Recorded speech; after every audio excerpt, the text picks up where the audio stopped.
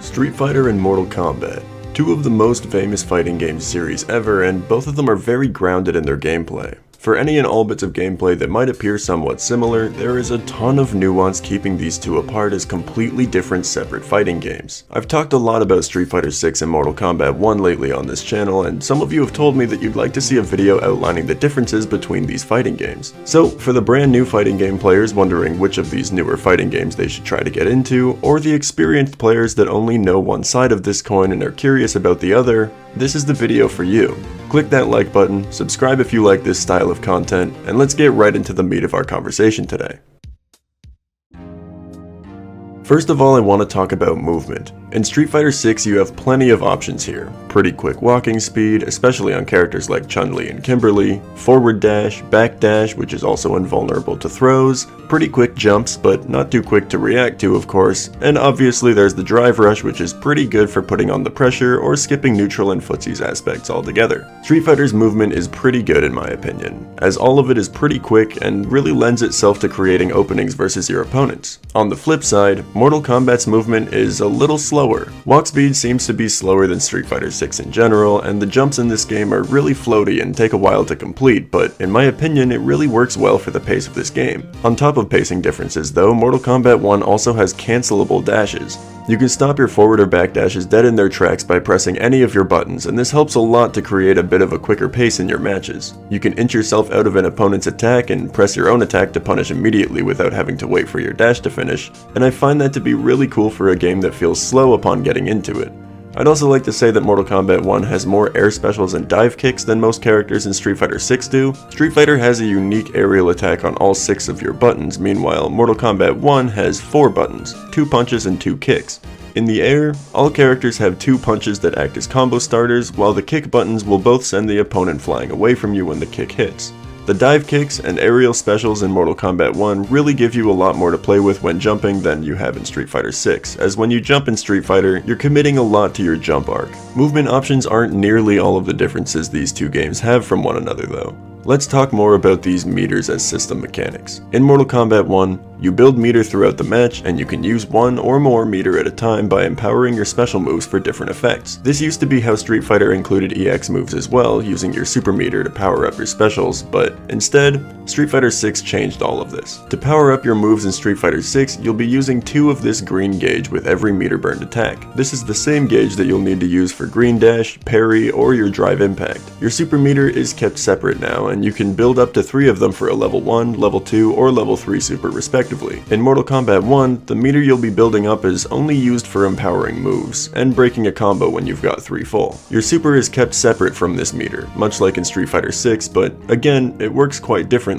Every character has 1 super, and it can only be used once you are below a certain threshold of your HP, and if they connect, you won't be able to use another one for the whole match. If they don't connect though, you'll only need to wait a small while for it to be available again for another attempt at saving your match. Supers and meter boosted attacks work similarly, but at the same time, very differently in both games. Now let's talk offense. I already mentioned that this green gauge will also be used for every parry or drive impact you perform rather than just for EX moves, so let's talk about that a little more. Parry and drive impact are universal moves that every character can use. Parrying will use up a little bit of your gauge, but when you parry an opponent's attack, you get some of your green gauge back. More and more as well for every hit that you parry in a row. Or you can perfect parry in a very small frame window in order to forsake regular block stun and act immediately on your opponent. Mortal Kombat 1 does have a sort of parry system in its up block mechanic, as you're able to act much more quickly when blocking a move this way than you were if you blocked it regularly. It doesn't work against low attacks though, which is the main difference here. Back to Street Fighter 6, we also have drive impact.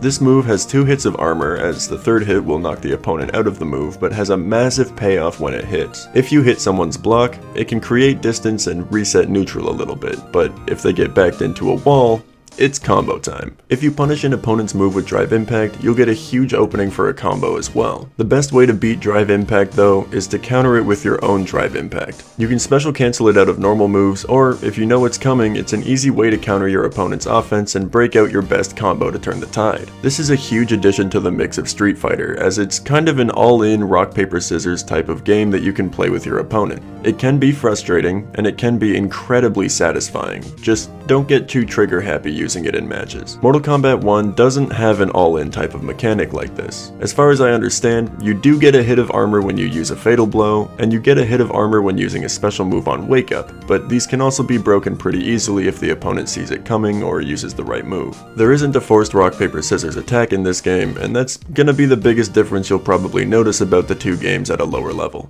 In other terms for offense, Street Fighter 6 has really quick frame data compared to Mortal Kombat 1.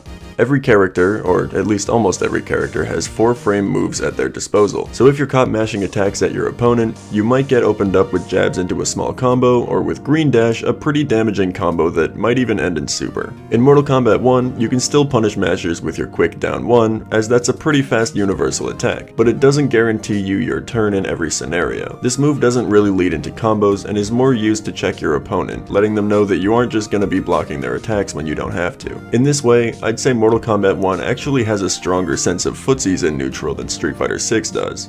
Sure, Street Fighter 6 has plenty of ways to whiff punish and outspace your opponent, but you're never in a situation like Mortal Kombat 1's down 1 attack that leaves you both with nearly the same frame advantage while standing face to face. It definitely creates some pretty scrappy scenarios, and I kinda love it. Also, I don't really know where else to put this, but Mortal Kombat 1 has assists that you can play around with, both good for neutral tools and for combo extenders. This is something that Street Fighter 6 doesn't really have a parallel to, and there's a lot of sick stuff that can come from it. I think that's all I have to say about the differences in these games' offense, so let's switch gears to their defense. The main difference here is that Street Fighter uses the classic hold back to block control scheme, while Mortal Kombat actually uses a block button. Using a block button like this decreases the chance you'll be crossed up by aerial attacks or creative movement because you don't need to switch the direction you're holding to block. But in Street Fighter, yeah. Cross-ups are a whole thing. Personally, I like hold back to block controls in my fighting games, but once I got used to holding a button on defense in Mortal Kombat, I was really able to get a hold of it pretty handily. This control difference is all up to preference, but I think any player could learn to use both of them just fine.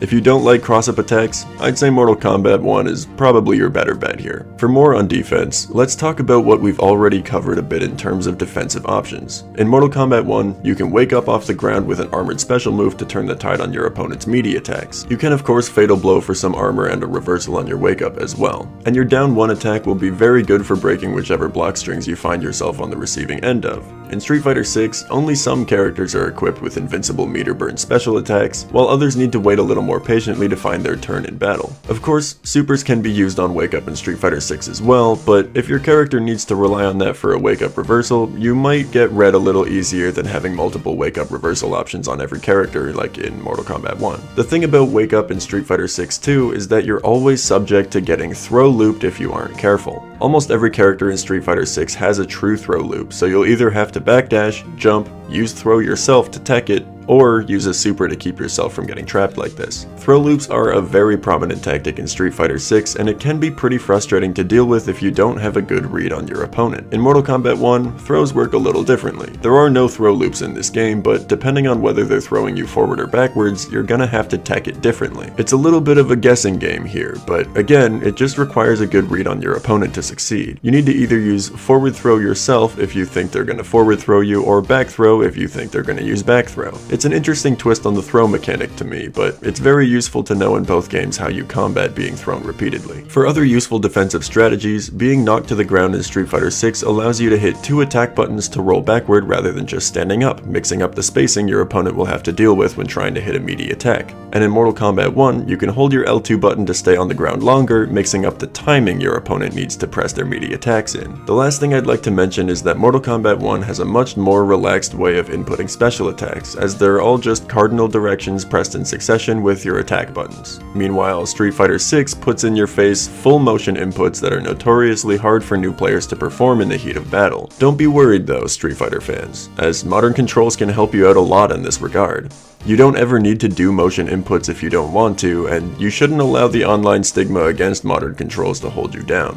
There are plenty of classic and modern Control players out there, both casually and placing high in tournament, and as time goes on, I see less and less people complaining about either side than ever. Feel free to play the way that you see fit. I think on a broad scale of what both of these games have to offer in their gameplay, that pretty much covers it. There is a load of nuance that you'll find in every moment of gameplay with whichever character you're going to be playing in either of these games that I can't really get into in this video, but I think what we've covered here today should give you a pretty good idea of what these games offer to you as the player. There are plenty of differences between them, and hopefully today I was able to help you decide which one is more appealing to you. I highly recommend both of these games if you find yourself interested in one or the other, as they're both incredibly fun to learn and play. If you like this video, check out one of my other ones that I've got on screen now. I'm sure you'll like them just as much. As for now though, my name is Myloe, and I'm out.